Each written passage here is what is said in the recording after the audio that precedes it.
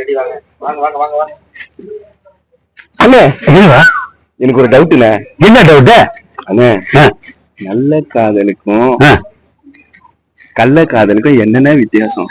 போடா, நல்ல காதலும் கள்ள காதலும் என்ன வித்தியாசம் கேக்குற? ஆமாண்ணா, நல்ல காதலு மஞ்ச கயிறுல தாலி கட்டி 4 செவத்துக்குள்ள உண்மையா லவ் பண்றது, கட்ட காடு போற வரைக்கும் உண்மையா லவ் பண்ணி உயிரோட இருந்து சாவுவாங்க.